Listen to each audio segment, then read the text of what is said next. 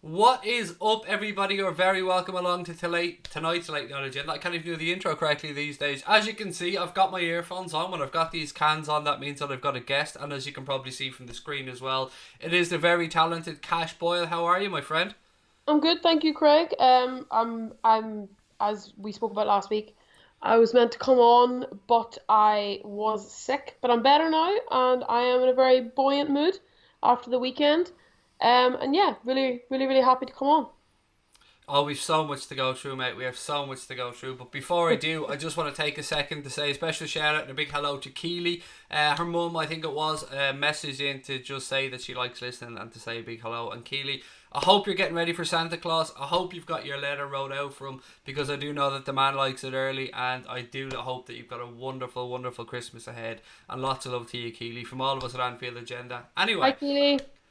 And from Cash as well. There you go. You're even getting a hello from Cash, Keely. But honestly, thank you so much. It's always lovely to hear that people enjoy our shows, and we really do appreciate you reaching out. So, hello to Keely once again. Cash, we have loads to get through, my friend. So much. And now that I know that I've got a little youngster watching, I kind of feel bad about my language. But you know what? I can't really change things. It is what it is. I'm going to mix between having a little chat with myself and Cash, and if there's any comments or anything you guys want to ask Cash, please do feel free to put it in the chat, and I'll do my best to get to Cash on these subjects. Cash, first and foremost, my friend, yesterday. Now, where do you want to start with this? Because there's so many things for us to pick through. I actually want to start with the Sky Sports punditry. I don't know if did you watch it on Sky, Craig? Yeah, we watch it on Sky, but the really unfortunate thing is for us, we can't have any audio on when we're watching it, so we're watching it in silence usually. So, like, I watched it and watched the obviously the Super Sunday had the team of Jose Mourinho, Graham Souness, Roy Keane, and Vincent Kompany. So like I was looking forward to it for that reason. But I was really disappointed with Vincent Kompany actually, which is a bit of a weird comment because he was such a good player for Man City. But I thought his punditry was incredibly biased, like in the sense that his punditry was very like super focused on the Trent potential handball more so than it warranted. He focused on that and didn't focus really on any of City's shortcomings at all. It was very, very focused on that decision. He acted as though there was no time after that in the game for City to recover and rally and go on to win the game. I was really disappointed because I thought he was such a good player. He always struck me as very intelligent, and I felt like that was a really good opportunity to hear his insight. I expected a little bit of bias, but not the complete display of bias that I was like subjected to. And I was really disappointed by that because it gave a really skewed opinion of the game in the sense that he implied heavily that that handball decision that City didn't get, which they didn't deserve to get, by the way, but that decision determined everything when actually that was, a very short period of time into the game. So the reality is, he in that instance he was full of shit, and I found him really disappointing. Actually, I found the rest of the team quite hilarious. Like Jose Mourinho came out with like a few really funny sound bites and so on. For example, he said, "I don't want to speak about this result because when I last went to Anfield and lost 3-1, I was sacked," which I thought was quite funny. Um, Yeah, it's intriguing for a few reasons. I suppose we'll start with Vincent Kompany. I think I get where you're coming from. I mean, I remember commenting on it. It's finally good to have an actual Manchester City legend. I mean, somebody who, we can hold up and say, well, he's won stuff. He is a legend of the club. Whereas we used to take the piss out of them for the likes of Paul Dickoff, Sean Golder and stuff like that. But yeah, I get where you're coming from. And I guess sometimes we've been a little bit spoiled as Liverpool fans. We're having pundits on there like Jamie Carragher over the years and other Liverpool players, Steven Gerrard at times as well. Graham Souness was on there yesterday. So, yeah, I mean, sometimes I wonder if we're expecting bias. So I wonder if he was maybe playing to the Manchester City fans. But there is one thing that stood out to me. I think it's kind of where you were coming from. He kept going back to saying Andy Robertson's interview and saying that how important Andy Robertson said that first goal was. And he basically seemed to insinuate that like the game was over once they didn't get that penalty. So I get where you're coming from. yeah. I mean, and I think like he probably has a right to say. I think for me, he has a right to say that once, insofar as acknowledge it, say that Andy Robertson did say that, say it once, and then tie that in with the fact that, as he said, he didn't win in 11 attempts at Anfield. So you say that once, but he kept any sort of other attempts to talk about other aspects of the game, and there were many other aspects of the game, any other attempts, he kept bringing it full circle to that incident, which annoyed me from the perspective of you. For me, that was willfully choosing to ignore the fact that City were a defensive shambles. Let's be honest, they were not. It's again with Pep Guardiola, and we'll go on to talk about his analysis of the game. Obviously, he was laying on the sarcasm with the referees and the applause and so on. But afterwards, he said that it was a performance that showed that City showed in their performance why they're champions, and that level of like borderline delusion for me was sort of present in Vincent Kompany's analysis, because I really feel like although City had their moments, this whole idea that it was decided on one decision that Liverpool got in their favour is really, really misleading. Like, we were excellent yesterday. We were totally clinical with our chances, and they were shambolic defensively. So for I, me, sorry, go on. no, I was just going to agree with you to an extent that I don't remember as much fume when Martin Atkinson fucked us over when Origi was fouled and United went up the other end and scored. I Yeah. don't remember as much fume from the opposition fan base about VAR in that instance. It's they and pundits and Sky to some extent seem to be just willfully picking and choosing. Like, I thought that it was absolutely shambolic from Sky that they kept bringing up the fucking bus incident in the build up to the game. They just wouldn't let it go. Well, yeah, I mean, I think obviously with anything like that, they have to have news hooks and they have to have talking points, and I do get that to a point, but I think, pardon me, with the bus incident, like that's a separate thing insofar as to do that repeatedly is actually really negligent, because what it does is it creates a inaccurate representation of the Liverpool fans as all being hooligans.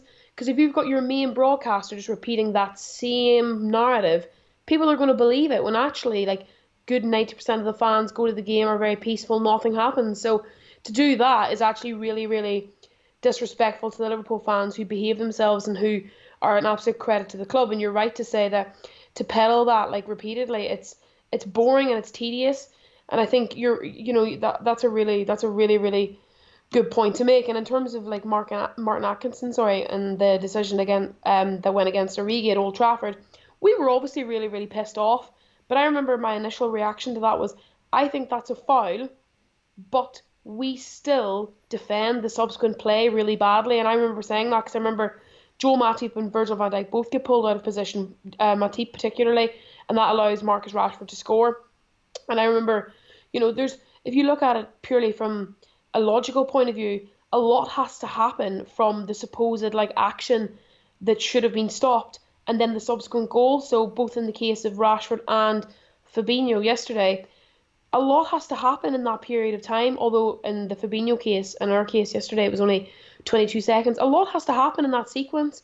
So really, for Vincent Kompany and Man City to say that should have been a penalty and therefore not like the Fabinho goal wouldn't have followed.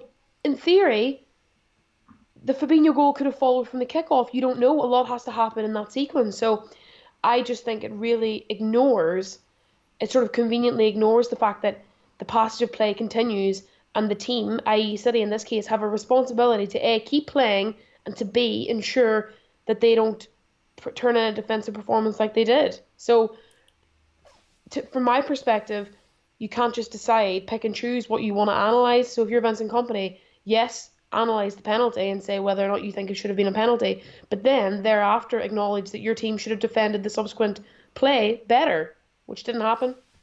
I actually pulled out of doing a preview with a Manchester City channel, and I don't want to call out the channel's name because when you're doing these things, normally you send agendas back and forth and lists of questions and whatnot. And I really took umbrage with one of the questions that was basically, why do you think you're so disliked? Do you think your fans' antics while abroad have played into this fact? It was something along those lines. I could give you the exact wording of it, but that was basically enough for me to say, do you know what? Fuck you. You can forget about the preview. What's this antics bullshit that you're trying to portray? There is definitely a narrative out there that Liverpool's fans are worse than everybody else's fans and that we are hated because of that. And you know what? I guess I can't speak for opposition fans, but what I can do sitting here in this chair is I can defend Liverpool fans to the fucking hilt, and that has not been my experience while dealing with any Liverpool fans. I've not any Liverpool fans or any games that I've only ever seen Liverpool fans acting in a manner that befits the club. Yes, there was a dickhead that pushed somebody in a fountain, but Christ almighty, I mean, the Manchester City bus incident, and I hate to keep bringing this back up, but I can right now, within 30 seconds, pull you up 3 videos of Manchester City fans fucking shit at opposition buses. And it's not mentioned, of course, because the narrative really behind that was that it's an excuse for Manchester City to say that that's where they lost the 2 legs of that fucking Champions League quarter-final. And the truth is, that's what they're hiding behind. Yeah, absolutely. I mean, I think the first thing at the outset, like, that's a really well-made point, Craig. Like, I think the first thing to say is that any form of hooliganism, I personally don't condone. I don't think that's how you're meant to really support your team. That's my personal view. Do I I think, fully support that as well, by like, the way. would I ever engage in that type of behavior? No. Do I think in certain instances it's exaggerated to create this, like, to create an unfair narrative? Yes. But do I think any kind of hooliganism is acceptable? Absolutely not. So that's the first thing to say. But I think on top of that, I'd give you 2 words. I'll give you 2 words to sort of like symbolize why I don't believe our fans, by and large, are like that. And I'll tell you, it's Sean Cox, because we've seen as a club what that type of hooliganism can do. We've got a very well-known fan who is now, suffered irreparable damage as a result of a vicious hooliganism-based attack. And for me as a fan base, if we've got any sort of like sense of responsibility, we would never want to behave in a way that could ever risk that happening to another person. I'm not saying that throwing stuff at a bus is going to incur that level of risk, but I hope you can see the analogy that I'm making. So that's the first thing. And I think secondly, in terms of the city thing, in terms of the city sort of fear, never underestimate the power of the PR machine that is Manchester City, even though they fired a PR firm a few weeks ago for putting out that influencers ad or whatever. Oh, that was brilliant. Like, which is just embarrassing. But that's another story. But what I mean is that's really indicative of the kind of like constant PR behemoth they've got behind them all the time, because they're desperate to be relevant and they're just not. Like, they want to be so badly. Like, and they're there being like, we are the formidables with their PR company, trying to like buy their influencers, and like we're just sitting there being like, anyway. So, do you know what, Cash? Yesterday, after that game, I went back through, and I often read through the comments and try and reply to as many as I can. And obviously, when you beat a team, there's going to be salty opposition fans. I'm sure when we lose, it happens the other way around as well. But some of the level of hate and vile and vitriol and not aimed at me, not in any way, shape or form. I'm talking about bin dippers. I'm talking about always the victims. I'm even talking, unfortunately, about this at all. I'm even talking, unfortunately, about Sean Cox, and I can pull up 4 or 5 comments that people. I'm disgusted, and I think it's because I have you on, and I know that you can often speak about these things in a far more intellectual way than I just wanted to take this opportunity to say that football shouldn't be used in this way. Football should be used to lift society up. Football should be used to kick down barriers. Football should be used for positive and good, to raise and highlight issues around, whether it be homophobia, whether it be about people's race, whether it be about people's religions, whatever it might be. It should be used to kick down barriers and bring people together. And unfortunately, what we're seeing in the day of social media and people hiding behind keyboards is we're seeing football once again being given a bad name because of a very, very, very small amount of people. Yeah, I think that's better than I could have ever articulated it. So, I totally agree. And I think what you've got is people using it as like as a mechanism through which to like, spout their hate and their vitriol, when really, I mean, one of the reasons that I love football so much is that for me there's a purity to it. That's what I love about this Liverpool team. There's a purity to the way they play, and I think to have that diluted by people who are just clearly full of apathy and hate for their own lives and existence, that it is really, really sad. And like you say, the comments, after a loss for City yesterday, like, the personal element to so many of them, and the discriminatory element to so many of them, and the obviously the comments made and the pictures and things circulated about Sean Cox. I mean, that has no place in anything that, quite frankly, we love football. We want Liverpool to win the Premier League, but it's not a matter of life and death. And to sort of decide all of a sudden that this is an appropriate forum for you to hide behind your keyboard and to, expel the amount of hate that you hear coming out of certain people's mouths. It is a very, very saddening thing, and all you can do, I think, as an individual is you're not going to be able to stop all the trolls. All you can do is sort of like try and keep your head held high and know that you would never like succumb to that very low standard of behavior. But you're right in the sense that it's very disillusioning, and it's And this not. isn't, by the way, me having to go Manchester City No, fans. Please, if you Manchester City fans are watching this, please don't think I'm singling out you. It no, just happened to be that yesterday we played Manchester City. Liverpool no. fans There's loads certainly of aren't fans there. squeaky clean either. Like, we Yeah. have our own dickheads. Oh, absolutely. It's not a fan specific thing. It's a cancer that it has infected the whole game, and no set of fans are immune from it. Obviously, certain fans have got maybe more of a reputation than others, or certain fans are more disillusioned than others for one reason or another. But like, all being told, as you said before, it's not what football is for. It's not what it's meant to be for, and all that exhaustion that people and all that energy that people expend trying to like eliminate that cancer from the game could be better spent in more positive ways. But it's not, because you're sitting there. I mean, I personally like sit and wait after most games now to see what racist scandal or like what racism based scandal has emerged. So, like every weekend there feels like there's something. I mean, with the Liverpool and City game, there was nothing of that nature, but there's a new sort of like after every game there's a you're not just talking about the game. We're talking about something else. We're talking about vitriol. We're talking about hatred online, and it's particularly online. And yeah, it makes something that should be so pure and so good, it taints it a little bit, and that's a real shame.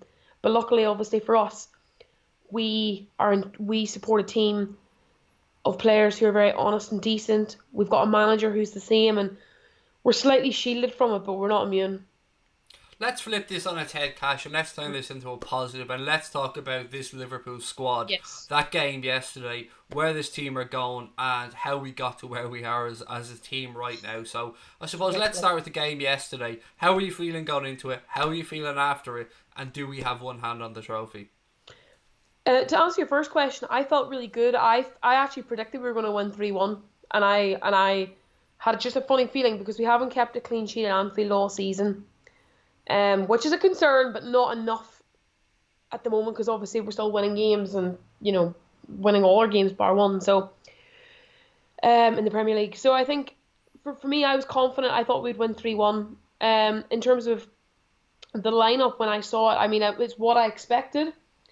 There was no surprises really. I mean maybe there. I mean obviously Alex Oxlade-Chamberlain's been in brilliant goal scoring form yesterday or recently. Sorry.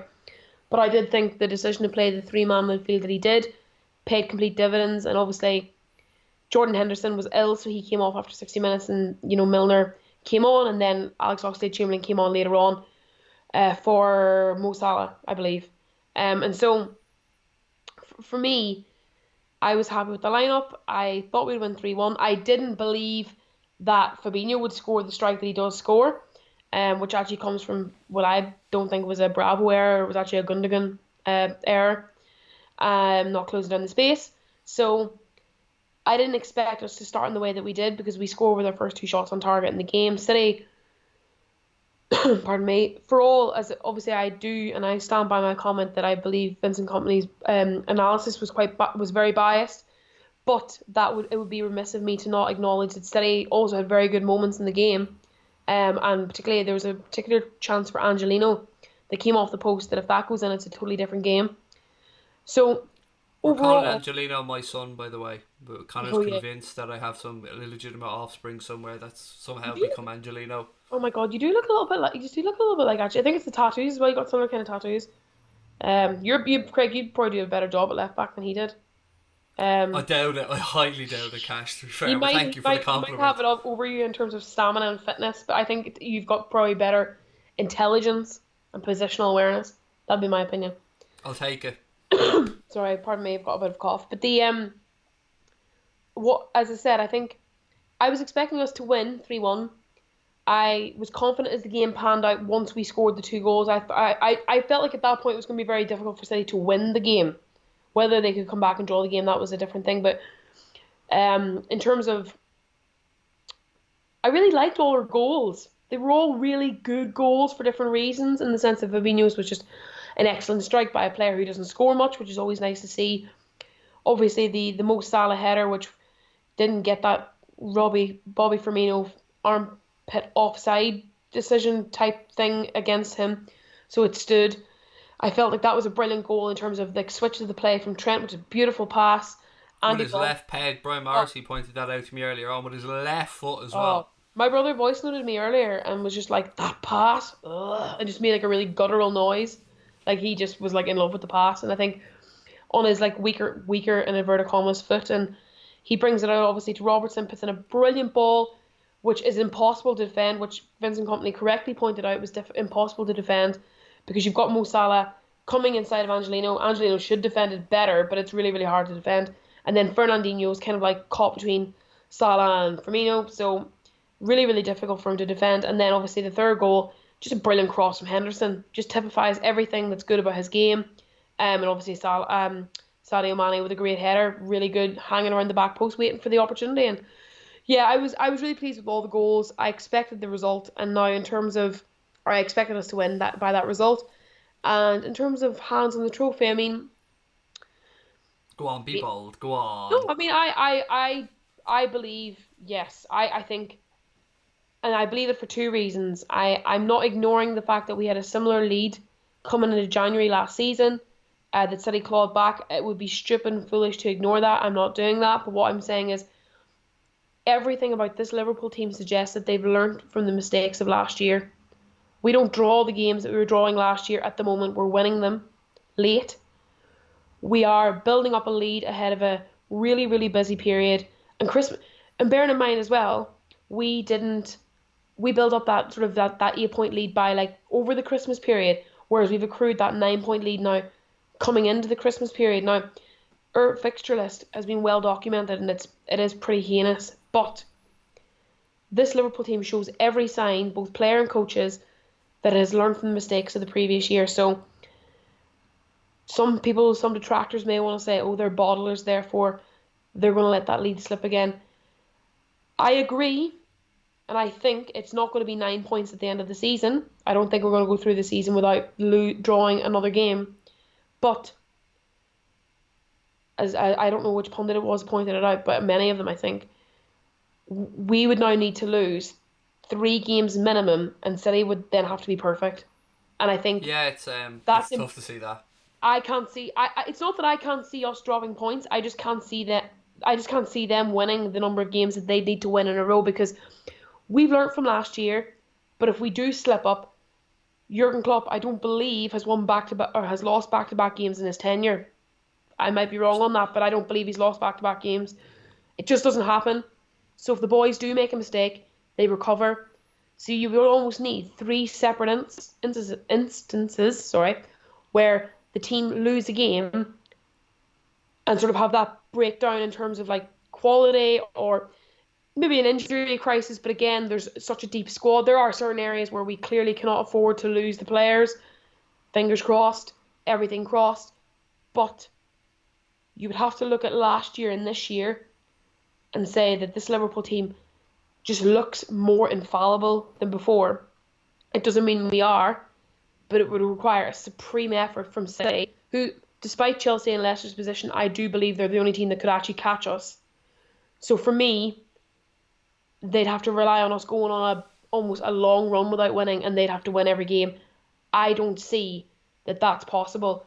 For not least, because Laporte isn't back until January, and there's no guarantee they're going to buy in January. And to be honest, I think they'd need to buy in terms of the defensive setup.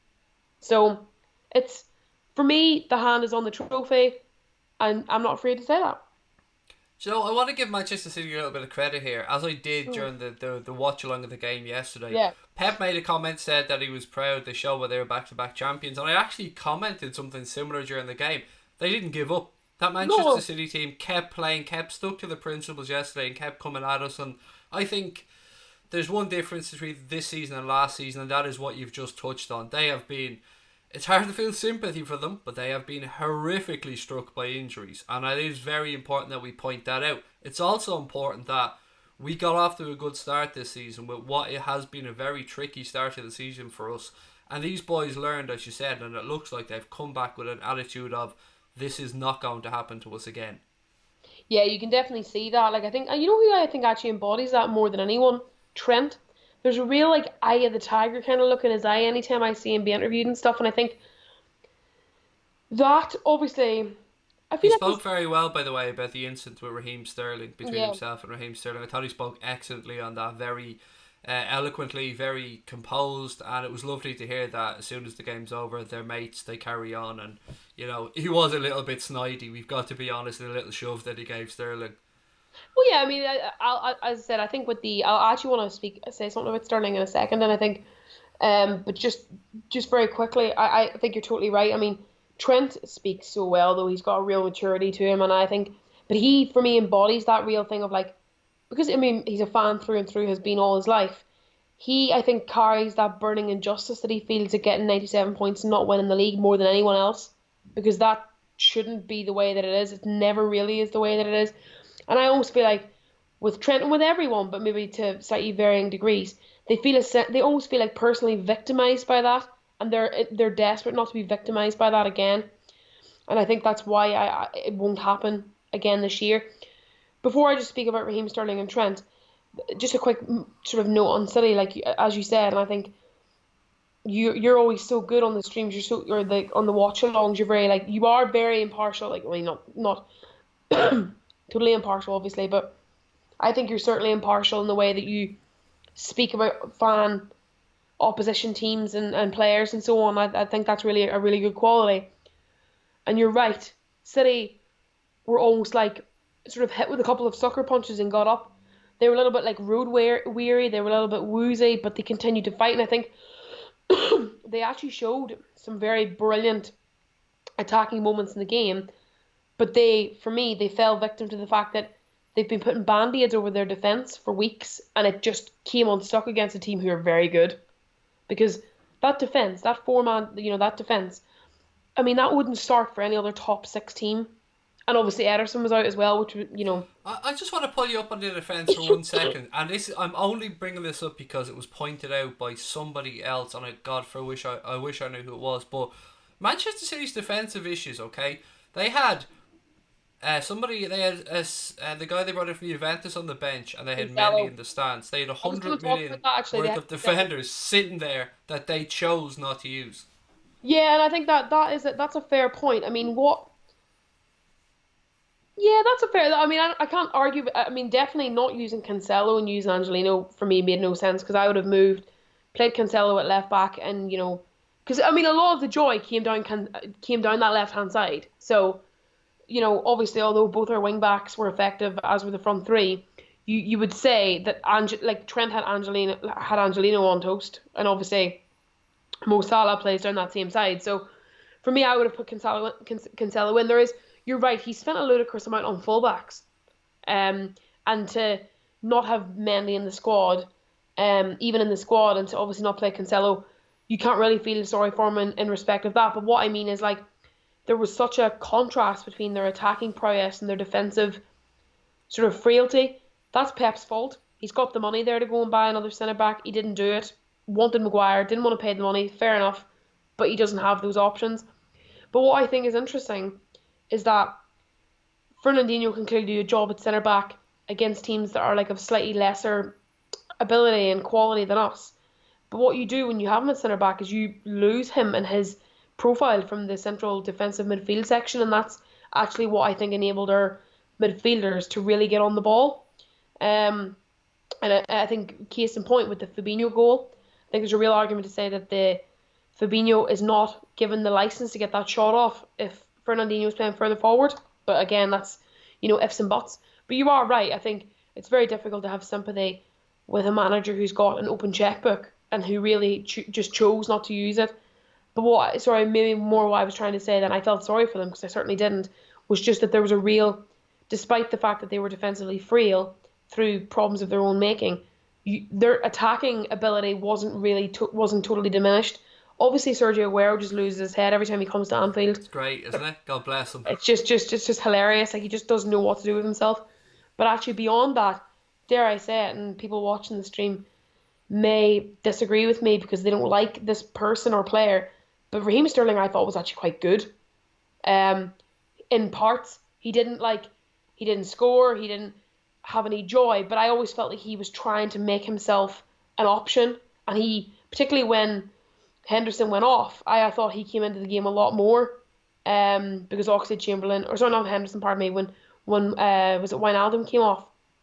No, sorry, pardon me, when Mo Salah came off and Oxlade-Chamberlain came on, like then I felt all of a sudden the game very much shifted in favour of that side, and you had Trent then started to come on stuck a little bit against Sterling. So I think for all of the City's defensive weaknesses, they did have good attacking moments, and we shouldn't sort of like dismiss that entirely. But the reality is, they only really came back into the game by way of scoring the Bernardo Silva 3-1 strike when Liverpool kind of started to slow down a little bit and let them come back into the game. And I think we'd almost scored our goals, took the game away from them before they had a chance to even react. And then when they did react, it was only because we gave them the license to react a little bit. But I always felt like we were in control of the game. That's true. Actually, one pundit who made me smile yesterday, and he doesn't very rarely do this, was Roy Keane. I thought he was extremely complimentary towards Liverpool. I think he's so funny. Like, I know he's like a psycho and all the rest, but like, he's not a psycho. But I think, like, I know he's got a really bad reputation, but I think he's quite droll. Like, in that recent Super Sunday when he was just like, go get Harry Kane. Go get him. What he's all staring at? Like, he did when they were talking about Man United's goal scoring difficulties, and he's just very droll. He's capable of very, like, funny moments. But yeah, I mean, but you're right, he was full of compliments for Liverpool. He was essentially saying, and I agree with this. This is what I found myself agreeing with Roy Keane and his punditry quite a lot when I listen to him, and I think, does that mean that like I'm as bad as Roy Keane is, or is he as bad as me? I find the same about Mourinho. I think when he's not managing a club, he's a charming, charismatic, funny, witty guy, and I don't mind listening to him. As soon as he starts managing a football club, I despise him again. He knows the game. He knows what he's saying. I mean, like yesterday, like, and I think you're spot on there, Craig. Like, he's just a dick when he's like managing against you. But like yesterday, when he was talking about every Liverpool goal, he explained play by play, sequence by sequence, how the City player would have set about defending that, and it was all spot on. And he also said that there's no way we're not winning this title. I know what he said. What did he say? Like, for me, unless something dramatic happens, is done. But he's funny because he explains with the first goal. He's like, Gundogan doesn't close down the space. Rodri is out of position, and also Kevin De Bruyne is positioning throughout the game because he's an attacking player. Meant that Fabinho had the space and time to get the shot off. That's accurate. Well done, you, Jose. Second goal, same thing with Salah. Salah only gets the diving header in that instance because Angelino is playing outside of him. He was like, when you play against Salah, you, as the fullback, you always play on the inside. That's true because, as he pointed out, he's faster than you, he's more agile than you, and that just makes sense. And then for the third goal, he again explains how Henderson gets into the position to get the crossway, and everything Jose said in terms of the sequences of play was very, very like erudite and like clever and well spoken and made loads of sense. So yeah, I totally agree with you. He, for me, as a Sky Sports addition, he's been a really good addition. And Roy Keane, sorry, just quickly, Roy Keane basically said, and I agreed with this, like, you know, when the penalty isn't given for the Trent handball, whether it was or wasn't, he was like, that's not Liverpool's problem. Liverpool still have to go down the field and score, and that's true. So yeah, I actually quite enjoyed the pair of them, to be honest with you. I think I wouldn't want them managing my club, but I quite like listening to them commentating on our games.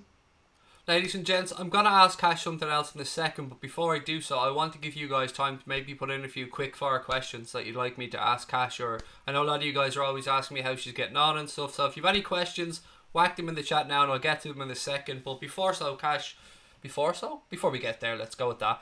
Yeah. I want to get your thoughts on the Xhaka scenario at Arsenal, actually, and what do you think of him potentially maybe not playing for Arsenal again? Well, I think the first thing to say is that Unai Emery has like exacerbated this problem, if not created it, because I don't think he's created it because the Arsenal fans, and I work with a guy who's an Arsenal fan and he's a prick, and I think maybe I'm just pigeonholing them all in together, but I think as a fan base, stereotypically, not true of everyone, they're quite a hard bunch to please. So when Wenger was on his last legs, they weren't happy. They wanted him out earlier. Now that Emery's in, he's not Wenger. His record's pretty comparable with Wenger's last 50 games, and that's not good enough either. I think they're a club that really don't accept where they are in terms of their stature, because they have got a wonderful stadium, they have got a wonderful history, and all those things. So that's the first thing. So they're hard to please as a fan base, but do not give them the petrol and allow them to like douse the flames and make it worse. Unai Emery giving the players the license to choose a captain was fucking stupid, because what it does is it basically creates a situation where if the fans, who are notoriously hard to please anyway, if they don't like the player who's been chosen, in this case Granit Xhaka, always been a divisive figure, isn't even arguably for me good enough for their best first 11, to choose him was always going to have the potential to lead to fireworks, and so it did. Pardon me, sorry. Does that justify Jacques? Does that allow Xhaka to react in the way that he does? No, because in any other profession, you have to be professional. If you do that in any other profession, that would be, a potential disciplinary issue. So football is no different in that sense. But football is different in the sense that the threats and the nature of the threats that he and his wife and his children were receiving from that poisonous, cancerous small group of fans that we were talking about before in generic terms, the level of threats that he was receiving, I can see why he boiled over. But I do believe that the problem was exacerbated by a manager who ultimately isn't dealing very well with allegations that he's not very strong, because Unai Emery is not showing himself to be very strong. I'd ask you this: would that be allowed to happen at Liverpool Football Club? No, it fucking wouldn't. That whole shitstorm would never have been allowed to escalate at a club run by strong leadership, and that is the reality. So in terms of Xhaka, I don't think he'll play for Arsenal again. It's a sad end to what has been a relatively inauspicious career anyway. He's never really won everyone over, but he doesn't deserve to go off and have a shit career. He's still got quality as a player. It's ended badly, but it could have been prevented by strong leadership. Right, now we'll get to some quick fire questions from people before I let you go, Cash. So Pat Moynihan wants to know your thoughts really quickly on the potential kit deal with Nike. I think it's great. I mean, I think it's really, really good in terms of the profile of the club, and in terms of what we want to be as a global superpower. Obviously, you don't want the situation where all of our you don't want the sort of the legal wrangle that has taken place with New Balance. Obviously, that relationship has now dissolved very unceremoniously and quite negatively. I personally wouldn't want that, but the club has the financial wealth to fight such battles and chose to do so. And now we've got a very, very not just lucrative, obviously, is important, but the more important thing for me is that we've got a partnership with a brand that reflects our global status. And if anything reflects how far we've come since FSG and Jurgen Klopp have come into the club, it's that. And I think that's more important. So for me, it's a really, really good thing, and I'm excited to see the next few years. Kylian, while we're staying on with Nike, Kylian Carragher wants to know, what do you think Nike could do for Liverpool? How far do you think they could push us on? Or maybe, I think he might be hinting at what players do you think we could attract? I mean, I've got one hashtag for you: Kylian or Mbappe 2020. No, I think is Kylian's spot on, in the sense that, like, obviously everybody wants that link between Kylian and Mbappe and Liverpool to come to fruition. I mean, outside of Real Madrid, I would actually argue Liverpool's the best. Would be the most. Well, I think we'd be better for him than Real Madrid, but I think in terms of like where he would want to go, I think we'd be up there if he, if and when he leaves PSG. But the finances involved would be obviously utterly absurd. But beyond that, I mean, I think obviously it's going to have a massive impact in terms of they obviously have a lot of, as far as I'm aware, they've got a super like packed roster full of people like Serena Williams, LeBron James, who obviously owns a stake in the club. They've got other superpowers as well, who I'm really, really bad at remembering everyone who they've got. Can't forget Drizzy. Well, the free Drake tickets for all then, I'm guessing. No. I'm not really sure. I mean, in terms of the shirts and everything, obviously Nike are really, really brilliant manufacturer, and I think the quality of kit's going to be a lot, not that New Balance is bad at all, but it's just going to be like a little bit more sort of like, it's in that next sort of like upper rung in terms of caliber. In terms of like our sort of global stature, I'm not really sure exactly what they've got planned, but I've got no doubt that they're going to have a big impact upon, potential tours and things like that. Oh, But it's China, China, China, China, and China, and more China. From everything yeah, that I've read, is that Nike have had a 26% growth or something in their Chinese sales in the past year, and apparently, obviously, I don't run a big business. It's an extremely difficult market to crack properly, and I think Liverpool are very eager to break into that market, and I think they see Nike as a potential pathway in there. yeah, I think that makes a lot of sense. I mean, you see clubs a lot of the time get involved with certain like brands and players to attract a certain market. You look at it with like Chelsea and Christian Pulisic, like in an attempt to get into the American market. And I I'm guess, still upset about that, Cash. I'm not gonna lie, mate. I'm still yeah, upset about that. he's really coming good now as well. I hate the fact that I don't hate Chelsea anymore. It's really upsetting. But yeah, so I think in terms of bring, Asia's the biggest. That Chinese market's one of the most populated and biggest countries in the world, and I think they're known to be a fanatical group. And I think, yeah, I mean, you'd have to argue that it's the only market that Liverpool probably hasn't really cracked yet, because not least because we don't really have any playing. We have no real playing history in terms of that. You look at like other teams, like particularly if you've got like Man United, for example, with Park Ji Sung, and you've got Tottenham with Son, and we don't really have a player that's ever fit that profile. So I guess it makes sense to try and get into the brand, sort of to try and break into the market by way of the brand, and I think that makes a lot of sense. I mean, I'm not greedy. I'll take Anfield agenda grown in Indonesia, in America, North Korea. I don't mind wherever you guys want to watch from. We're happy to have you I here. We're not mean, greedy. We'll Kim take. Jong We'll. Un is probably a big fan. Boy listens a lot. I'd say he is. I'd say honestly, I'd say he is. Us kind of dictators tend to stick together, and I've You're not been really told quite that on Jong Un level. no, I'm a B-Tech Kim Jong Un. I mean, people are gonna comment on this, going, "You look like him, you fat little fuck." But apart from that, to be Oh, fair, Douglas, the Doug, one of our favourite subscribers, one of the nicest people you're ever gonna meet, said, "Who do you think is going to be the next manager sacked in the Premier League?" um,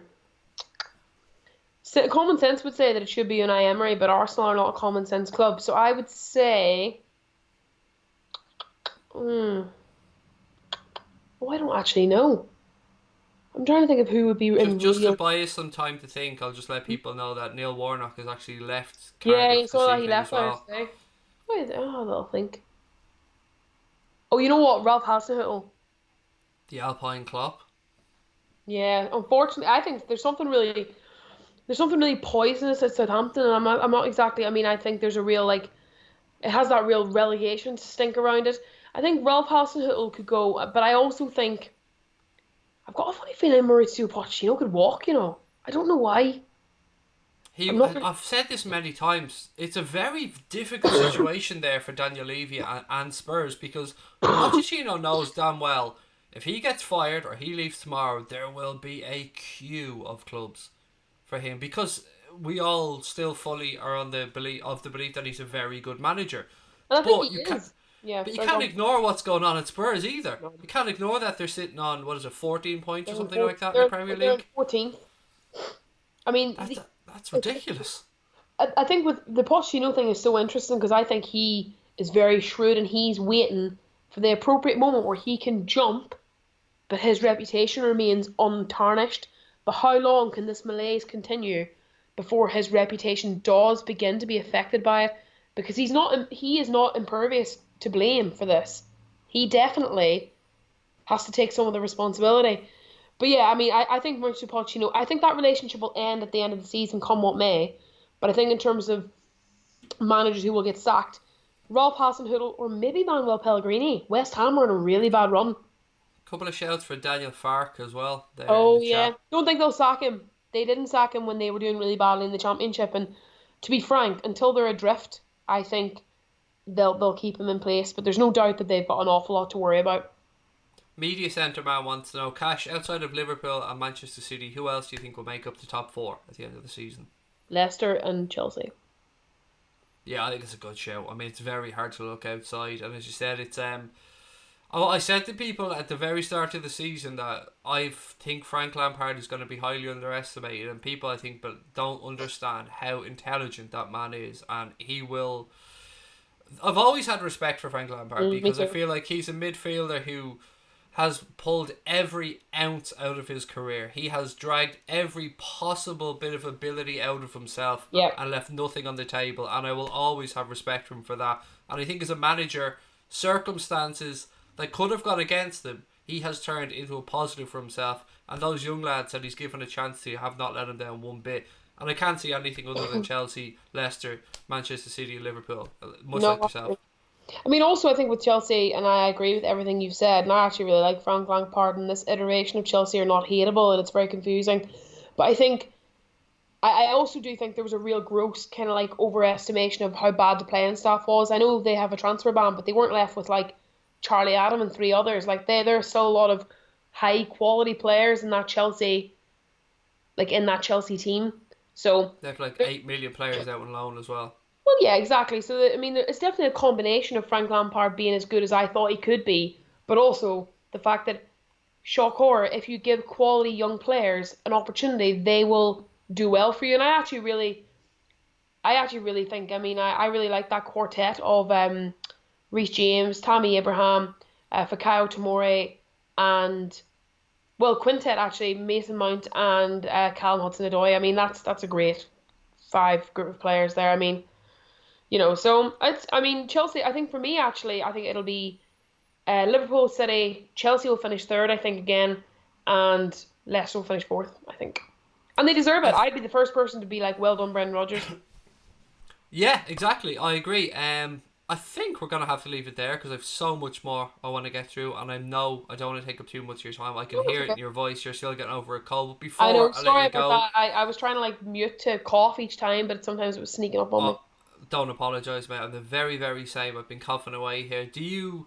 I want to know before you go, and I know a lot of our subscribers want to know how are you getting on down in that there London, which I believe is how I'm supposed to say it. Good, actually, I'm because I'm working now. I'm working with like a media agency, and I'm doing like a lot of like writing and a lot of like stuff where I'm like not dealing with the press per se, but I'm getting to like flex my sort of like creative writing, like my writing muscles a lot more. But also it gives me, because before obviously I was working like flexible hours, but now I get to watch pretty much every game, which is really really nice because I'm doing like a regular kind of like regular kind of hours and stuff. And yeah, I mean, I love Liverpool. Like Liverpool's like for me like one of the best places in the world, if not the best place ever. And I would never rule out going back at one point, but in terms of my career for now, like London is good. But it definitely took me a little while to settle because at the start I was like, oh my God, no one talks to anybody here. But like now, because I've already lived there before, I know what it's like, and now I've settled back in, and I'm doing well, and Maria's doing well as well. Excellent to hear, my friend. And I want to catch up with you again really soon because it's been Yes. too long since we last spoke. But I know circumstances of between holidays and you moving and stuff like that, it's contrived against us. But everybody loves hearing from you. It is an absolute pleasure to hear that yourself and Maria are doing well down in that there in London. And I look forward to catching up with you really soon, Oh, Cash. thank Thank you. you so much for your time. No, I really appreciate it. Thanks for having me on. I like want to come on very soon in the future. So if you want to have me, Anytime whatsoever, my friend. It will be a pleasure. Take all care of right. yourself. Take care, Maria, and we'll catch up really soon. All right. Thanks everybody. Enjoy the rest of the stream. Bye. Lots of love, Cash. Bye bye, mate. Bye. Right, ladies and gentlemen, it is just you and I. Let me just get rid of these headphones. Let me turn them off. Oh my God, the difference when you've got the noise cancelling headphones off your head and you've got the freedom to hear the sounds that are around you. I've so much to get through. That was a real pleasure. I love catching up with Cash. She's one of my favourite people in the world. Yeah, and it's always an absolute pleasure to catch up with her. But this is the Late Night Agenda. This is your show, ladies and gentlemen. And I want to know what your thoughts are on so many different things. I've got lots of notes to get through as well for you guys. Let me just see here real quickly if I've missed out on anything before I turn over to the chat. We've done that one. Oh yeah, so it's been reported the Premier League referees are going to be instructed to make more use of, or in fact actually fucking start using, the pitchside monitors. It seemed ridiculous to many of us that the monitors have so far been made redundant, but it's apparently been an instruction for them, but now they're going to be using those monitors more and more and more. So that is something that I'm very happy to hear about. I also want to point out to opposition fans a little something here, and I kind of touched on it earlier on with Cash. So I made a VAR video. We pulled a clip from one of our videos about VAR a while ago and we stuck it up. And during that video, I made a point of saying it's us that were fucked over on that particular occasion. I was talking about the Martin Atkinson not giving a free kick to Divock Origi against Manchester United, and I warned at the time, it's okay sitting there taking a piss out of us now, but it could be your team very soon, and we need to have the discussion around VAR. Well, karma came back around yesterday, and there was a goal that a lot of opposition fans, particularly of course Manchester City fans, are very unhappy about. And I still think that this conversation around VAR needs to take place, because yes, I can fully understand why Manchester City fans might be a little bit annoyed about that handball incident yesterday with Trent, but there was one part of it that didn't make any sense to me either, and it's something that I would have liked to have heard cleared up. So let's say, for instance, the incident that led to the handball, Bernardo Silva inadvertently handballed it because it came up off Dejan Lovren, and it went to Bernardo Silva. That then went from his hand, went onto Trent's knee and hit his hand, and yes, there was a shout there for a possible penalty. I'm not going to say that it was an absolutely ridiculous shout for Manchester City fans to want to look for a penalty. I can fully understand where they're coming from, but we've been told that goals cannot come in any way, shape or form through an accidental handball from an attacking team. So could a penalty come from an accidental handball from an attacking team? Could a situation that gives you a goal come from an accidental handball from Bernardo Silva? Because it was clearly accidental, but it may have led to a penalty incident. Now, I know that they've come out and said the VAR didn't take into account the Bernardo Silva handball when looking to potentially overturn that decision from Michael Oliver yesterday, who was in a very good position, by the way, for that one. So I just want to say, again, I'm just pointing out here that there are still flaws in that system, because we had a goal ruled out because of a handball in the build-up before, and I said during the game, we've been told that that's the rule. I absolutely agree with it. It is frustrating, but it was what it was. I just want again to highlight another potential flaw there in VAR from my side that confused me when I was watching the game yesterday, and it's confused me still about it. You can understand Manchester City shouts for a penalty. I'm not going to say that I think they were foolish shouts. It's one of those, if it was my team, I'd have absolutely been screaming for it as well. But I just thought in the build-up, the whole confusion around them potentially gaining an advantage from an accidental handball, it was just something that I thought needed to be spoken about. Anyway, I know a lot of you guys want to talk about a couple of potential transfers that you've seen in the news today, so let me get your thoughts on those. Where is it? There was talk of... There we go. So the reports that Liverpool are in talks for a swap deal with Bournemouth for Ryan Fraser, and that would involve Harry Wilson going in the opposite direction. I should probably remove the cash thing here, because not anybody, don't want to confuse people. Harry Wilson going in the opposite direction. From what I've been reading and from what James Pearce apparently has come out and said, that there's no truth to that whatsoever. So I think we can pour cold water on that one, at least for now. Maybe it's the Harry Wilson part of it that we can put cold water on.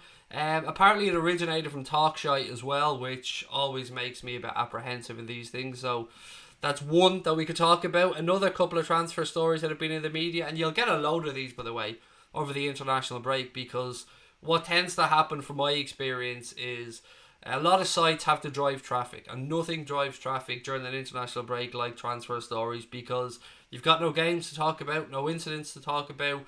International football isn't really as popular as club football, so they try and drive these things with transfer stories. That's my experience anyway. So Football Insider have claimed that Jurgen Klopp has blocked any potential move for Dejan Lovren to leave Liverpool in the January transfer window, which to me makes sense, because why leave yourself short of potential defensive options, even if it is just till the end of the season. Moving on from that, Calcio Mercato have suggested that Liverpool and Juventus are interested in signing Valencia's 19-year-old winger Ferran Torres. Now, somebody mentioned this guy to me before, and it shows how little I know about the guy. I thought they'd accidentally tried to write in Fernando Torres. So I want to get your thoughts on that one as well. Other reports from Europe suggest that Kai Havertz would actually prefer a move to Real Madrid should he leave Leverkusen next summer. So again, I'll turn it over to you guys now, and I'll get your thoughts on that. So they're the three main transfer stories that I've seen in and around the news in the past 24 hours or so. So let me see what you guys have to say about that one. What confuses me about VAR, Anthony Harris said, is it seems that a controversial decision that may or may not be right is ignored and not called. An offside still a corner. If it's offside, if it's given, what the fuck? Let me just try and break through that again. An offside is still a corner if the offside is not given, what the fuck? Yeah, it's frustrating, isn't it? excuse me, I get exactly where you're coming from, mate. If the ball, say the cross hadn't been blocked or something, it would have been offside, but they still get a corner from it. Yeah, I don't think VAR really is guilty of that one. I think that's more one of these situations where the flag doesn't go up from the official until the player touches the ball. I think that's what you're getting at there. Nice hoodie. Fits you very well. Fuck you, I'll just move it around. I think that was a slagging, but I don't know if it's meant to be nice, but I wear hoodies Arsways half the time. If it's a compliment, mate, genuinely, thank you. I just don't take compliments very well because I'm more used to being abused, but thank you if it was a genuine compliment. If Havertz prefers Real Madrid over Liverpool, then he's crazy, said Shay Trainer. Some players, mate, we often speak about maybe it being in the culture. Some players like the look or the thoughts of maybe playing in a warm climate or in a certain league. Some players like the challenge and the physical aspects of the Premier League. I don't know how true that Kai Havertz story is or isn't. It is just something that was brought up. Eric Scahill said Madrid, who's a silly Kai Havertz, and put a clown in. John Frusciante said, how are you, John? By the way, I hope you're keeping well, mate. Said both teams should have a couple of challenges instead of the ref making his own decision. I just wonder, John, mate, if that might lead to more time wasting to take the sting out of a game. It's something that's been suggested by a few people, mate, and I get where you're coming from, much like the challenges you get in tennis and stuff like that, but I think it will be open to manipulation personally, but look, I'm not the one that's going to make these decisions ultimately. Ryan Fraser would be a great signing, said Casper. What do you think of, is that Werner going to Liverpool in January? I wouldn't be against it. Was a Buzzard was here, TBM. I wouldn't be against it at all. And there is rumours to be a 30 million quid buyout clause or release clause in his new Bayer Leverkusen, in his RB Leipzig contract. I don't think we'll trigger that in January. Leipzig are doing quite well. They're going to want to keep hold of him. Again, they're going to keep wanting to push for a Champions League spot. I think any transfers that we do could well be next summer. I'm not really expecting that in January, but never say never in football. Things move quickly. Krishna said, I think we should sign Werner in January and loan him back until the end of next season, or until next season, excuse me. That would be a good shout, mate. I mean, yeah, that is a good shout. Yeah, we could potentially get a move done, much like we did with Naby Keita. Leave him alone there then for the rest of the season. Yeah, that we've done it before, so I can't say it's something that we definitely wouldn't explore anyway. What else we got? It's strange if Jose Mourinho, that I like Jose Mourinho as a pundit, but when he's a manager I can't stand him. Is that just me? No, I said the very same thing, Connor, mate. Cop Council earlier on. Yeah, when I was speaking of the cash, I said I almost find myself pinching and hate myself a little bit, that I actually find him quite funny and charismatic when he's a pundit, but then as soon as he takes over somewhere as a manager, maybe that siege mentality kicks in where he kind of makes, has to deflect all the attention away from his player, or maybe pressure away from his players onto himself. But yeah, he is. It is easy to like him when he's a pundit. I do get where you're coming from. What's this? Craig Johnson said, Craig, look at Twitter. It's about Sterling and Joe Gomez falling out at training for England. I will get a chance to look at it later on, Craig, mate, and I will absolutely talk about it tomorrow on the stream without a shadow of a doubt. Just so I can give you guys an update. Going to be streaming tonight, obviously. Going to be streaming then tomorrow night. Going to take Wednesday night and Thursday night off.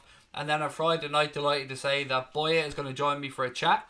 You see him in our chat there every night, but he's going to actually join me on the line for a chat about all things Leicester City, how they're getting on in the Premier League, how he sees the rest of the season unfolding. And it's always a pleasure to catch up with Anthony. So really looking forward to that on Friday night. Can't wait for the inside Anfield of yesterday's match, said MKR. They're very good, I have to say. Fair play to the club on them. It's great to get that little bit of an insight inside the stadium on match days like that. How many Liverpool games have I been to? More than 50, but I couldn't give you an exact number. Will you, mate? If we're talking about right when I was 8 or 9 years of age, mate, more than 50. It's been a slow last 2 or 3 years with regards to getting tickets to games, but I mean, I'm not the only person in that boat. That's all that stops me, mate. It's just getting access to the tickets, but I've no divine right to get tickets, mate, the same as anybody else. So I'm going to be going over in April by the looks of it to a game, so as many as I can get to, mate, but I've been to in excess of 50 for sure. Vincent Kompany was so biased yesterday towards Manchester City, said Casper. I mean, that's probably what Manchester City fans would want to see, and he is probably still playing to that a little bit, but I mean, I've got nothing but respect for Vincent Kompany. I've said this many times. As a man, as a footballer, I think he was tremendous, and I am no, you're not having a go at him, mate, but I certainly won't be trying to belittle him either, because I do have respect for him. Roy Keane was very complimentary about you as well, says Stephen Booker. He was really complimentary about Liverpool yesterday, and it was good to hear. It really was. It made me feel good that our club is definitely in the right direction. If even Keno's coming out and saying that we're doing things in the right way and we're looking good. I think VAR, it's totally flawed and it's not being used properly, said the Dugout. I want to give a shout out actually to Douglas, to the Dugout football channel that you can see there as well. He sent me a stat earlier on that shows that since the start of 2018-2019, Andy Robertson and Trent Alexander-Arnold have 30 assists between them, and that's as many as Suarez, Messi and Dembele, which is astonishing. Absolutely astonishing that our two fullbacks have had 30 assists, and that's as many as Messi, Suarez and Dembele. So thank you, Douglas, for sending that over, mate. Really appreciate it. And anyone that sends me things like that, I always try and credit them for it, because as I keep saying, I'm not intelligent enough to find out these type of facts. My eyebrow guy, said Bobby Geldof. Excuse me, mate. Yeah, I do. I've got one monstrous eyebrow, mate, but isn't she a beaut? I mean, you got to give credit where it's due. I mean, that eyebrow is on fleek. Like, it is top of the list of eyebrows. I mean, you're not going to find many better eyebrow than this eyebrow. I should stop saying it plurally, because it is just one, really. Up the pool, said Buzzard was here. What's this all over Twitter? Leicester put in a bid for Ziyech. I've got no idea. Lazy Wasp, mate. No idea whatsoever. It would be a good move for Leicester if they went after Hakim Ziyech. Yeah, it would be a very good move for them. I mean, I think Jamie Vardy probably be licking his lips as well at the thoughts of Ziyech setting him up for a few goals. Yeah, it'd be a good move for Leicester, actually. Do you know what? It would. It's a cracking shout. If somebody made it up and completely just pulled it out of their arse, then it's a cracking shout. If there's any truth to it, that's good for Leicester, and something I can certainly talk about with Boya on Friday. What changes are coming to VAR? I spoke about it a little bit earlier on, mate. It is basically that the referees are going to start using the pitch side monitors more, which is something that we really needed to see, because they haven't used them at all that I'm aware of so far this season in the Premier League, and they've been instructed to use them sparingly, I think was the phrase that was put out there. Well, now Mike Riley has come out and said that, or at least has intimated that they're going to use them more, which is good, because they need to. Whatever we think about referees maybe, or VAR not overturning things, at least if a referee gets a second chance to have a look at his own first impression, and then he still believes what he saw was right, then fair enough. That's I think all we could really ask for. But when it comes to times that they don't even go and have a look at stuff, like let's use the example of Wilfried Zaha picking up a booking for a dive, and then that was overturned by VAR. It would have been better if that was overturned by the referee himself, who went over to the monitor, had a look, and went, you know what, I made a mistake there, turned it over, and gave the penalty. That was given anyway, but it would be nicer if the referees were doing these, because we still want the referees to be the ones refereeing the game, and the monitors are there to give them a chance to look at something that they might not be sure of, or maybe something that they couldn't see from the best angle. I mean, that's my take on that anyway. Dave said, unibrow, bald head, how handsome can one man be? It's tough, Dave, mate. I mean, it's a burden that I have to carry, mate, but I think I carry it with dignity. Me and dignity, they're definitely not words you'd use in the same sentence.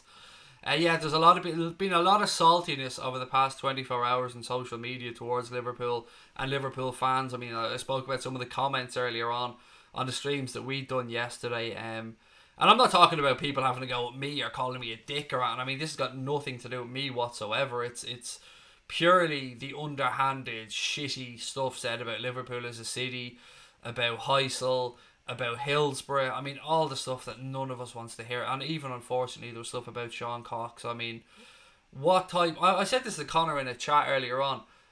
What must go through your head to get to the thought process that you think, I need to write this out? And even then, you've wrote it out, or you've written it out, and you're looking at it, you still have time before you press that enter button. I'll never know. I mean, I say a lot of stupid shit. I say stuff during streams that I probably should not say, particularly towards referees. But I always take a second if I feel I've overstepped the mark to step back and say, do you know what? I put my hands up there. It was a little bit over the top, or I was a bit wrong.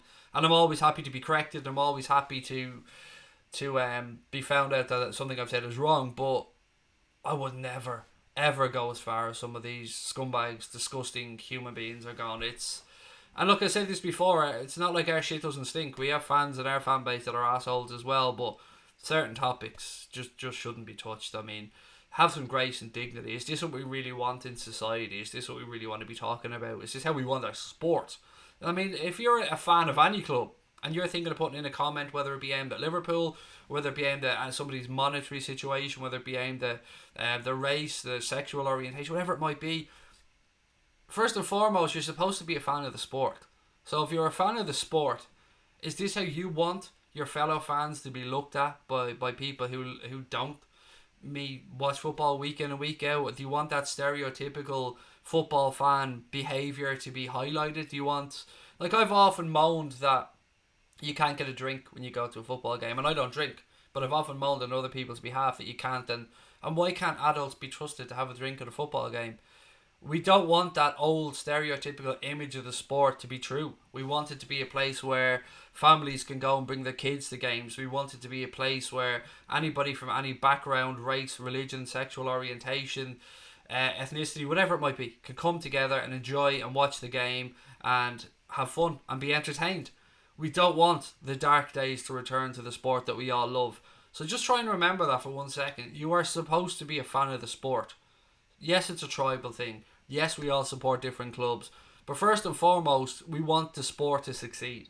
And that won't succeed. And that won't continue to prosper if we have this small group of dickheads that are ruining it for everybody else. So it's up to us as a fan base, or it's up to us as fans of the sport, to just stomp down these fuckers and to just remove them and to just let them know that they're not going to win.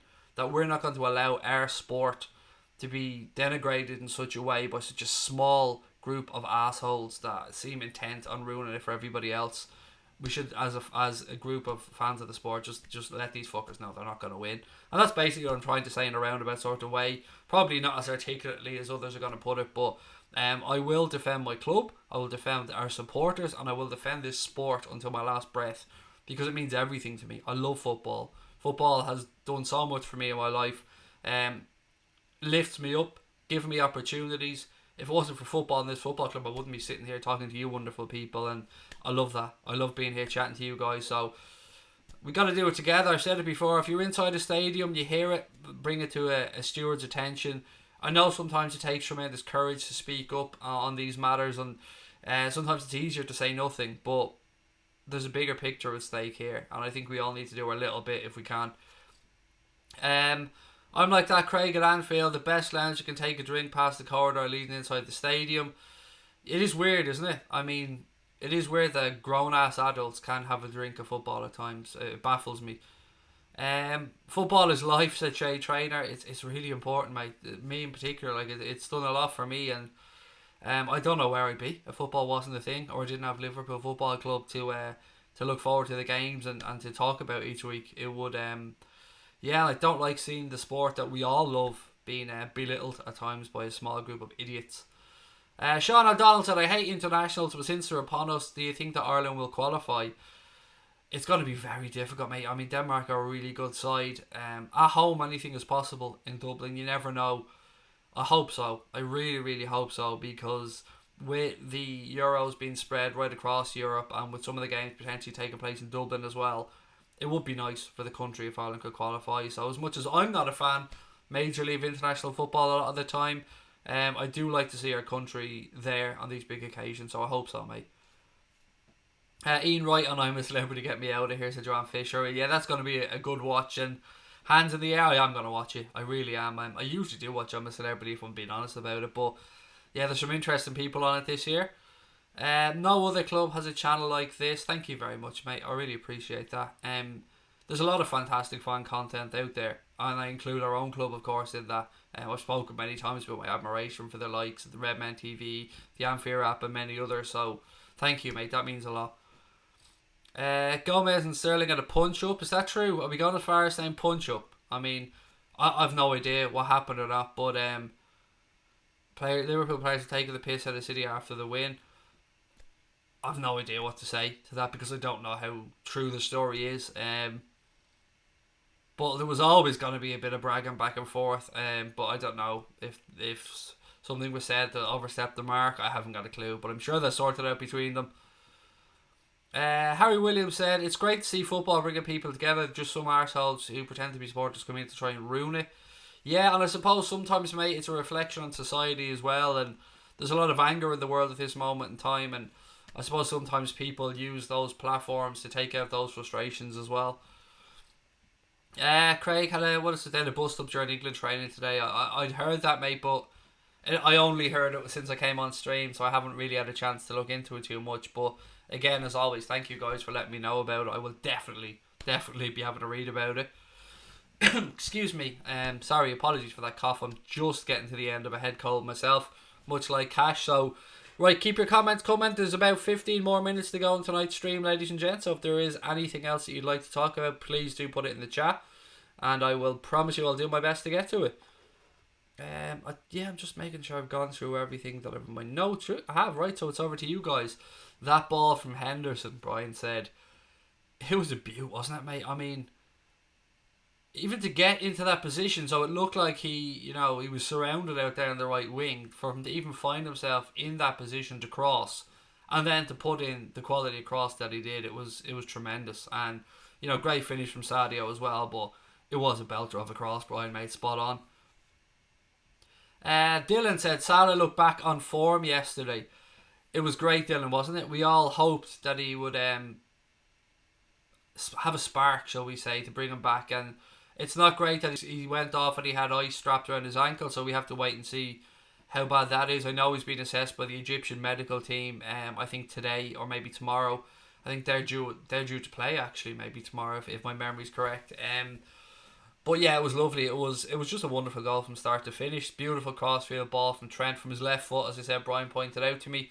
Then for Robbo to take the touch and then just whip it in behind the defence. Salah still had a lot to do. He was in the right place at the right time with a well-timed run. But as the phrase goes, cushion header. And he did cushion it right into the corner. Bravo with no chance. It was just a wonderful, wonderful goal. It was a goal that summed up what this Liverpool team can do in an instant. What have we got here? Did you see Salah had an ice pack on his left ankle? Yep, I did, Scotty, and fingers crossed, mate, that is nothing serious. Will you be doing watch-alongs for the Club World Cup? Said Media Centre Man. I hope so. I'm not sure of the exact kick-off times because I haven't looked that far ahead yet, mate, but if it's feasible for me to do it, then absolutely, I will definitely be doing it. Try and cover any Liverpool game that we can do, mate. So yeah, definitely, if it's feasible, we'll be doing it. You were suggesting we leave Salah out. I am, and I did, and I absolutely will not back away from that, Yusuf, mate. I touched on it as well during the watch-alongs yesterday, and if you did watch the watch-along of the post-match show, I held my hands up and I said I suggested that we go with Alex Oxlade-Chamberlain or Origi and we leave Salah out, and that you guys had said to me, Craig, I don't want that to happen because Salah can do anything in an instant and he's capable of moments of brilliance. And I put my hands up and said, Yusuf, that you guys were right yet again, and Salah did come and have a big moment during a big game, and that's what he is there for. So yeah, I don't always get things right, mate, and I don't always claim to always get everything right, but I'm also big enough to put my hands up if I was proved wrong on something. And I still think Alex Oxlade-Chamberlain should have started that game yesterday, but who it would have been in place of, it's impossible to say because those guys all went out there yesterday, and from I suppose as 1 to 11 the old phrase goes, they put in a tremendous performance, and every single one of them proved Jurgen Klopp's decision was spot on.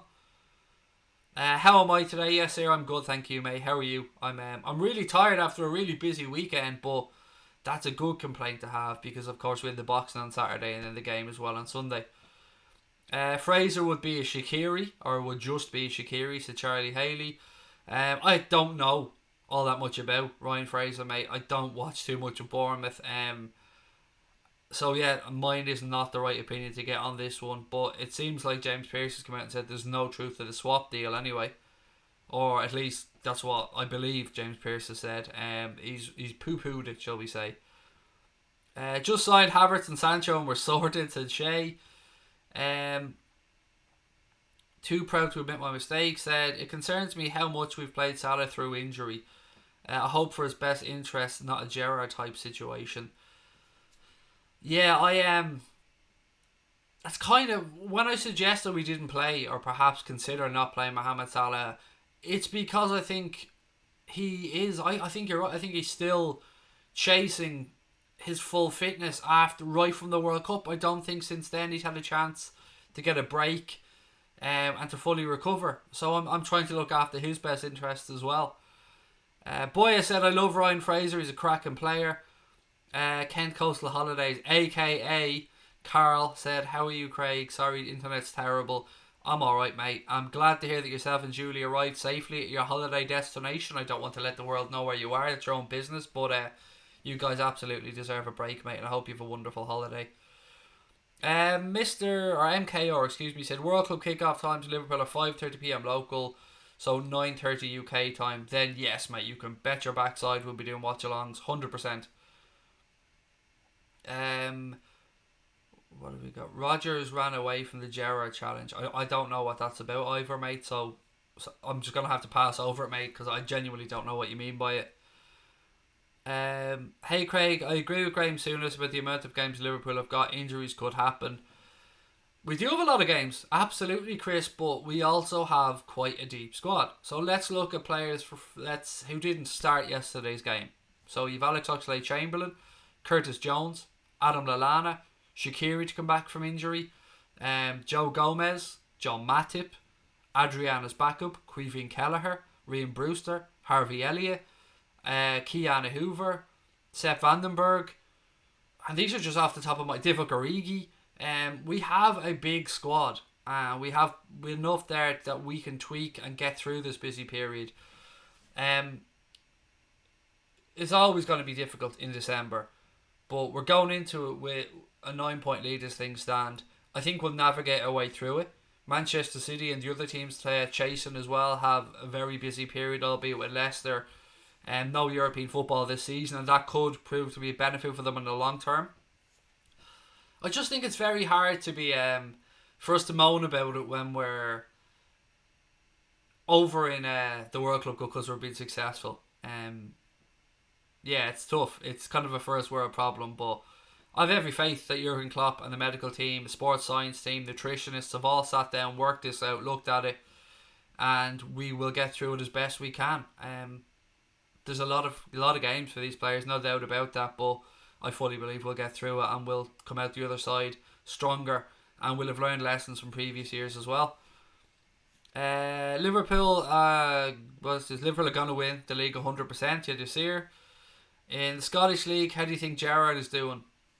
Well, as things stand, if I'm correct, Ivor, they're joint top with Celtic. Celtic top on goal difference or head to head. I'm not sure how the Scottish League works. I just know Celtic seem to be ahead for one reason or another.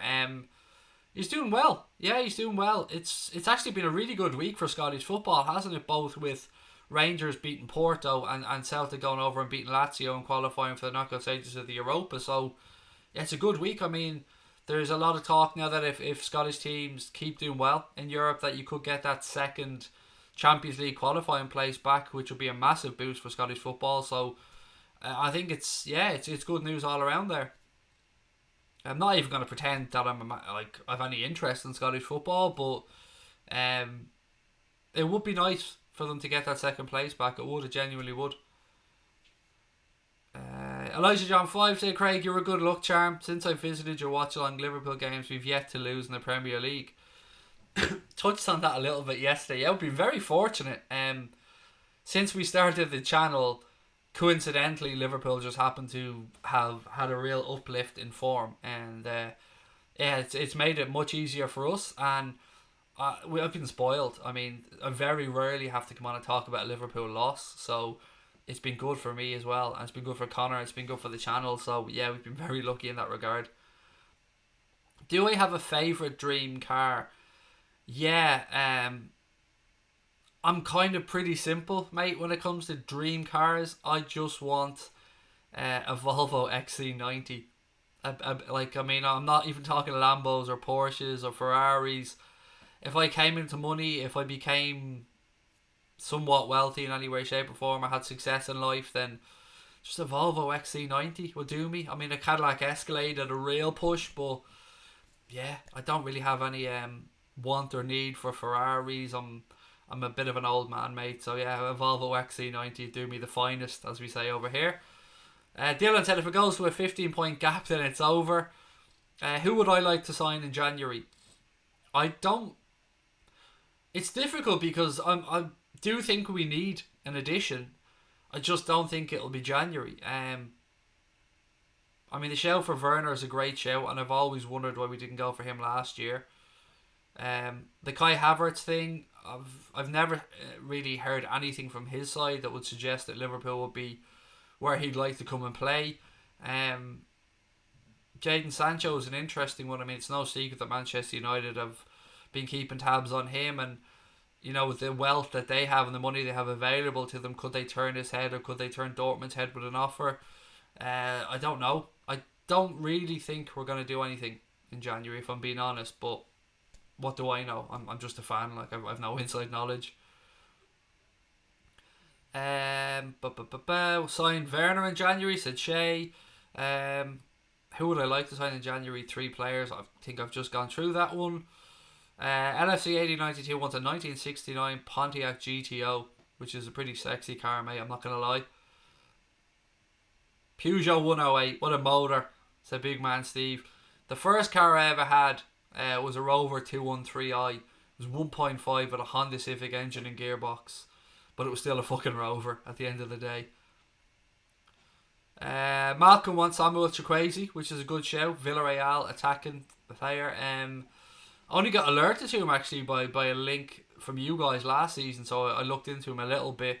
Watched him at the AFCON as well. Didn't have his greatest impact on that tournament, but he's definitely a player that has something about him, and one to keep an eye on.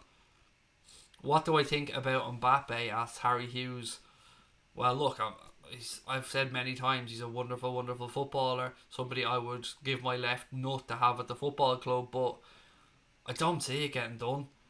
Even with the Nike influence, even with the fact that we could potentially afford him, and as I said before, there was a very good article in the Echo on that one if anybody wants to go and have a read of it. Speaking about what it might cost for Liverpool to sign Kylian Mbappe and how we could potentially afford it. It speaks about amortization and stuff like that, which again is way above my pay grade, which is why I urge you guys to go and have a look at it. Joanne said, I just like a car, Craig. I get you, Joanne. I mean, I've said many times I drive a 2011 Renault Megane Estate, and we're a one car family, like, so I'm not flash myself either, so I get you. I mean, if I didn't even have that car, I'd be like, my legs have been cut off, yeah. So I hear you, and I very much appreciate the car that I do have. Haaland or Werner? I've got to say Haaland, mate. I mean, he's just, as much as I love Timo Werner, there's something about that young man that he just looks like he's going to be a superstar. And there's been talk that maybe his next move could be to Leipzig and staying with that Red Bull brand, which kind of confused me, because weren't we all told that Red Bull weren't the parent company of both these football clubs anymore, and that's why that they were both allowed to compete in the Champions League? I'm sure we had something like this put out, but either way, there had been a suggestion that maybe he goes there. So I hope that's not true, and I would like to see him at Liverpool because he looks like the real deal. As early as it is in his career, he still looks quality. Andrew Childerholt said I need a Diet Chav. Mate, just drop around to my gaff. There's loads of them. I've got 2 cases of it in the kitchen. You're very welcome to one. Brian said buying a rotation player for the front 3 could work in January. They wouldn't expect to start straight away. I agree. I'm a bit of a hypocrite on this one, Brian, because you've heard me say many times I'd love a wide attacking player to come in. But then at the same time, at the back of my mind, I'm thinking, but what about Harvey Elliott and Ryan Brewster? And what about the impact that Origi's had? So yeah, it's a really, really tough one. And I can see why maybe Klopp will hang off at least till the end of the season, till he gets to see more of Harvey Elliott and Ryan Brewster and see how that potential unfolds. Celtic or Rangers? Neither, mate. Honestly, I don't really have a horse in that race. I'm not really arsed about Scottish football, and I don't buy into the Catholic Protestant nonsense. I don't judge people that way. I judge people on how I find them, and religion wouldn't come into it. But I'm not saying that that's you intimating that that's what it's about, mate. I just don't really have a preference for either. The Alan said Maxim from Newcastle looks a great talent, said LFC 8092. Definitely pace, powerful, cool haircut as well. But yeah, I haven't seen enough of him to know if he'd be a Liverpool level player, mate. But again, we'll get to see him in the Premier League, so I guess time will tell. Ryan Fraser to Liverpool is Kapilski's question. It's been talked about. It's also been poo-pooed by James Pearce. I think the deal that was being spoken about was us swapping him for Harry Wilson. I don't know, mate. I guess time will tell.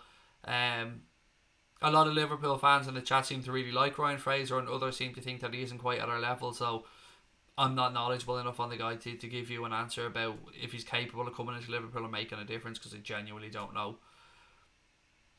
Craig, I hope you will make an interview with Klopp one day. It would be great. It's very, very, very, very, very, very unlikely to happen, mate, because every bit of information that I have suggests that we're not really very popular with Liverpool Football Club. Yeah, I don't think they like our channel too much, from what I've been led to believe. Not from the club, they've never reached out to us or anything.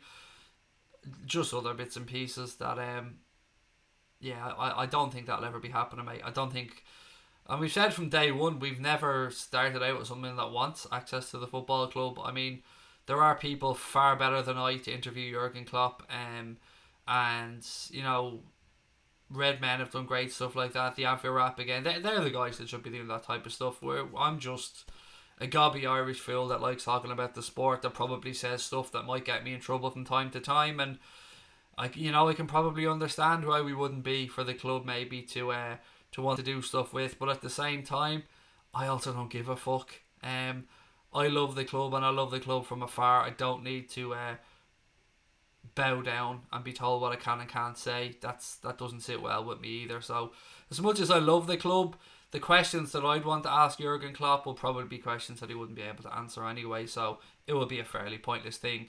I would refuse to be told what I couldn't say, and I'd hate to have that chance and not be able to ask questions that you really want to ask. The real questions you'd want to ask, like not the bullshit PC stereotypical questions that he gets asked 500 fucking times a day. Yeah, I'd like to just do things in my own way, which is why the people that we will interview on the channel going forward will be people that we can, have an open and honest and frank chat with. Arsenal Football Club have a complaint about AFTV. I've no idea, Casper. I don't know, and it's not for me to say. There was rumours of a cease and desist order, which is why they changed their name to AFTV, but I've no idea about that story. I've no idea. It's not my place to say. Hey Craig, what do I think about Tonali, the new Pirlo at Brescia? I've heard mad money being spoken about from, and he was Sandro Tonali, somebody we'd definitely been linked with previously. If you go back to last summer, even we were talked about him. Yeah, he looks like the real deal. I'm not gonna lie, it does look like the real deal. Whether he'll move and stay in Italy, maybe one of the big boys in Italy will get that deal done, I don't know, but he does look like a quality footballer. Do you think Lovren should keep his place ahead of Gomez while Matip is injured? If you keep putting in performances like you did on Sunday, mate, then yeah. And I've got to be honest, that's probably another one that I got wrong, because I would have wanted Gomez to start, but Degsy didn't really put a foot wrong in that game, and as I said earlier on, it seems that Jurgen Klopp might put the kibosh on any potential move for Dejan Lovren away from Anfield in January. At least that's what stories in the media had said anyway, that he's going to be here, that Klopp's refusing to let him leave in January, because there's been a lot of talk about Italian clubs being interested. What's the VAR talk? I've gone through it earlier on, Charlie, mate, but of course I know you might be a little bit late in, buddy, so I'm happy to do it again. So it's been reported that the Premier League referees will be instructed to make more use of, or in fact actually start to use, the pitchside monitors. It seemed ridiculous to many of us that it hadn't been used, but Mike Riley is going to have a chat with the referees, and I think they're going to be a bit more liberal in allowing them to have a look at those pitchside monitors, which have quite frankly been pointless so far in the Premier League. So that's pretty much the news when it comes to VAR. They're going to start using the pitchside monitors a little bit more. Sancho to Liverpool if Dortmund are out of the Champions League. Whatever happens with Sancho, mate, I don't think he'll go anywhere till the end of the season. Dortmund are going to want to at least qualify for the Champions League again next year. Whether they get knocked out of it this year or not, I don't think that will have an impact on them selling him. I think that from what I can gather, it seems like they're open to the idea of selling him at the end of the season, or to him leaving at the end of the season. I don't think he'll be going anywhere in January, unless it's a deal that somebody buys him and loans him back to the end of the season. What have we got here? Heard a rumour that Valencia are close to, or that Valverde, excuse me, Doug. Sorry, I read that completely wrong. I heard a rumour that Valverde is close to the sack at Barcelona. Again, mate, I don't know if that's true or not, but there's a lot of managerial vacancies potentially coming up, and a lot of managers who are out there at the moment that don't have a job. So yeah, that will be interesting one to keep an eye on. Craig, apart from Fabinho, who was your man of the match yesterday? I thought the general consensus from what I'd read in the comments and stuff, Genie, a lot of people said did really well. But I think our fullbacks, I mean, I'd be happy either of the fullbacks yesterday, I thought, had a massive impact on that game. Henderson was a real captain's performance, although it's tough to make a shout from being man of the match because, of course, with his illness, he could only play for 60 minutes. But yeah, the fullbacks, either of them, mate, I thought they were sensational. But everybody yesterday was sensational. It was a really good performance. The unknown Liverpool fan Jones said Tonali's a beast, reads the game like a boss. LFC 1892 said, if I had to guess who the next big player we sign is, I'd probably say Sancho or maybe Werner. On Doug, the dugout as well pointing out it's Genie Wijnaldum's 29th birthday today. So yes, like Douglas has said, very, very happy birthday to Genie Wijnaldum. Love the guy. How could you not? What a man, like. What a man. Always looks like he's about to drop a new album as well. He's that damn cool. Shay reckons that will be after Jadon Sancho. This is one, like, Sancho and Mbappe are kind of two transfers that I'm refusing to let myself believe in yet. Because I've let myself get on the hype train a few times with transfers and you know, being hurt like everybody else at the end of it. So I'm just waiting. I'm just patiently waiting to see what happens. But I'm not going to lie, I am expecting us to do something big next summer. I really am. What that is, I've got no idea. But with the fact we didn't spend much last summer, with the Nike deal, with the fact that we could be Premier League champions, with the fact we'll have a lot of television and Champions League money, and our club's finances are quite healthy, there's no reason. And Klopp has come out and said that, you know, the big players want to come and play for Liverpool these days, which again is great to hear. Do you know what, ladies and gentlemen? I've almost gone through an entire stream, probably for the first time ever, without asking you guys to subscribe if you're enjoying the stream. So look, as you can see, we've hit 26.7 thousand subscribers. We're on the road to 30k, which will open up a few little bits and pieces for us as well. It will allow you guys to become Anfield Agenda members and get those few extra little bits and pieces that comes with that. We need to hit 30k to do that. But most importantly, we just want to keep growing the channel because we want to meet more football fans. So if you are enjoying the stream, or if you've enjoyed the previous streams, please do hit that subscribe button and give the stream a thumbs up. If you could do that, that would be great. Thank you very much. A lot of people talking about the Premier League fixtures over the Christmas period as well. I know Amazon have a deal in place in the UK to show some of those games. In Ireland, again, we're really fortunate in that we don't have that same agreement in place. I think Premier Sports are going to be showing those games, which is part of the Sky BT sports package over here. So I don't have to get an Amazon subscription to watch those games. Thankfully, I can watch them on the package that I already have, which is great. Yeah, it's one of the benefits of living in Ireland, much like those 3 p.m. Saturday kickoffs that we sometimes get. Maddison would be a great signing. He would. So the LFC 1892, he's a quality footballer, James Maddison. I actually thought he spoke very well after the game against Arsenal when he was interviewed as well. I thought he spoke very, very well. We'll just be happy with James Maddison replacing Lallana if he leaves. Said, would I be happier? I would, yeah, definitely. I mean, I do like James Maddison, but he's at a club that's going places as well. I mean, like, yes, maybe not on the same level as Liverpool, but he's very, very early on in his career. So right now, where he is, he probably look around and go, I have a manager who believes in me, I have a set of fans that love me, I have a team that's going places, and maybe he'll hang on there a little bit longer. Amazon show football. Yeah, they signed an agreement, mate, to show, I think it's the Boxing Day games, if I'm correct in this one. And maybe a couple more over that Christmas period. Yeah, but it's a very short deal. It's a strange deal, one I never really quite understood. I'm going to get an Amazon 30-day free trial during December. I have a bad feeling that they're going to cut that out. I don't know if it's true or not, but just for that month because of the amount of money that they had to pay. But maybe they won't. Maybe they'll just bank on people signing up to that free trial and forgetting to cancel it. LFC 1892, so I forgot about Neves as well. Yeah, another great goal from Ruben Neves this weekend. He loves them from outside the box, doesn't he? Liverpool versus Everton, they signed Amazon Prime. Yeah, again, though, but I don't have to have Amazon Prime to watch it. Thankfully, I'll be able to watch it, I think, on Premier Sport, which is good, which is part of my television subscription. Update on Shaqiri's injury. I don't have one, mate. I wish I could give you one, but I don't have one. Right, I think... What's the crack, said Cocky Irish guy? Good, mate. Very good, thank you. Look, ladies and gentlemen, I'm going to leave that there. Want to say thank you again to Cash. It was great to talk to her earlier on. Always great to catch up with her. I'll be chatting with Boy on Friday night as well, so that's another one to look forward to. Until then, I'll be streaming tomorrow at 9:30, so I hope to see you guys then. I'll be taking Wednesday and Thursday off this week because, you know, it's international break. Might as well take a couple of days away. But look, I hope to see you all tomorrow. Don't forget to subscribe, turn notifications on. Lots of love to each and every one of you, wherever you are in the world. Thank you for giving us your time. I really appreciate it. Marcus, thank you for that super chat, mate. And I love this channel and how down to earth you are.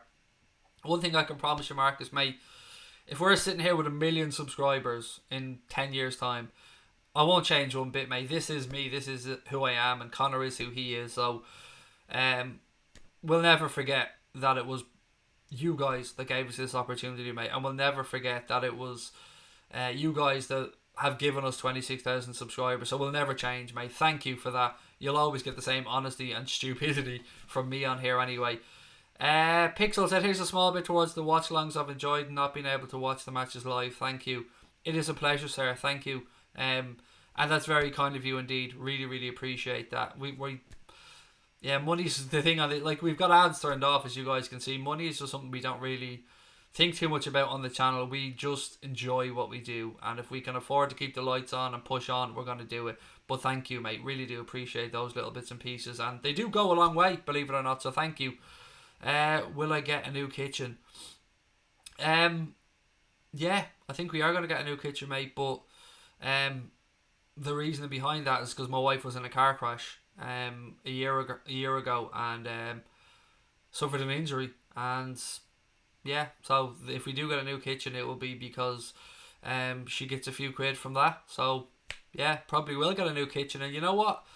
We fucking deserve one. So we've never had shiny, glossy new things in life, really. So yeah, maybe we will get a new kitchen, but we deserve one. So there you go.